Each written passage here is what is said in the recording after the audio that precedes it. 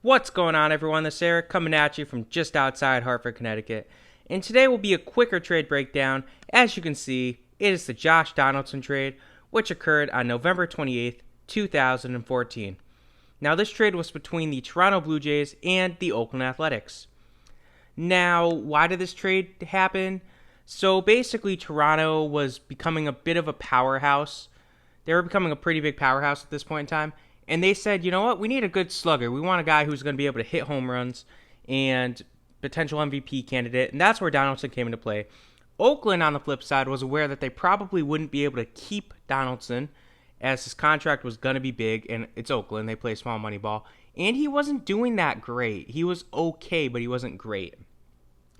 So we saw the Toronto Blue Jays acquire third baseman Josh Donaldson from Oakland in exchange for four players in third baseman Brett Lowry, starting pitcher Kendall Graveman, starting pitcher Sean Nolan, and shortstop prospect Franklin Barreto. So we'll start with Toronto, of course, and Toronto started off with Donaldson, who he himself was a two-time All-Star, and he won the AL MVP award in 2015, so the season after he was traded here.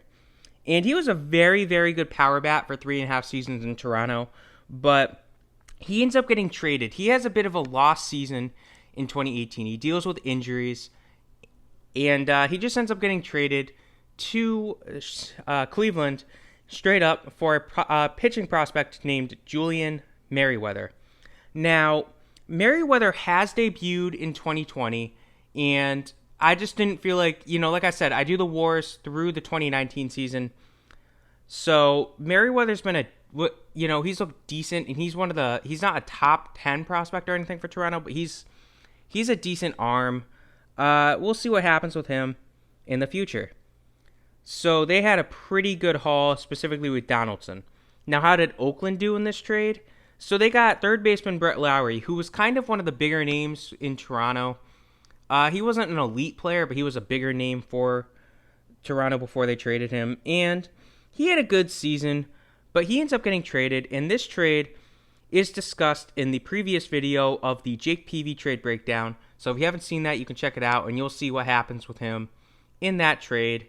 So Brett Lowry is traded in the Jake Peavy video. So now we get to the other three, and Kendall Graveman has been the best name that Oakland received in this trade. He's had his highs, and basically there are two opening day starts for the team. So, you're not a bum if you start opening day. But he's also had his lows. So he needed Tommy John in 2018, and he had an 8+ ERA in the first month of a season, so that's never good. But He hung around for 4 years before he just walked in free agency. So he was a decent pickup for them.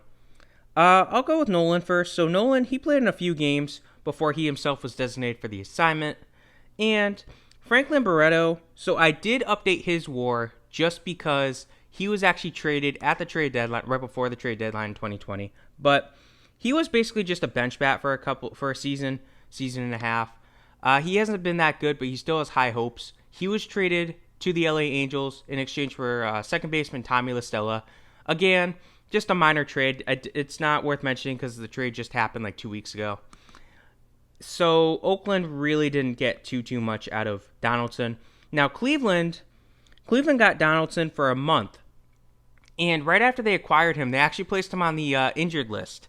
And this really upset the Yankees and a couple other, heavyweights in the AL at that time, because Cleveland was a heavyweight as well, and the Yankees were like, well, this isn't fair. Boston, same thing. Houston, same thing. This isn't fair. You're not supposed to be able to trade for an injured player.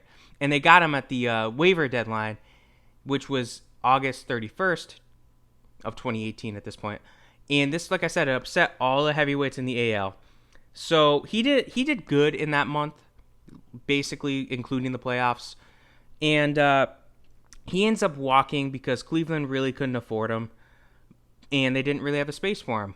But yeah, that is the Josh Donaldson trade breakdown. Who wins this trade? Pretty obvious. Toronto getting a 19.2 WAR out of Donaldson, and Merryweather's looking decent in the majors. Oakland gets a 6.1 WAR out of these 4 players. That does not include the Jake Peavy, the Brett Lowry trade, which is in the Jake Peavy, which is a different video. And Cleveland gets a month out of Josh Donaldson for a 0.4 WAR.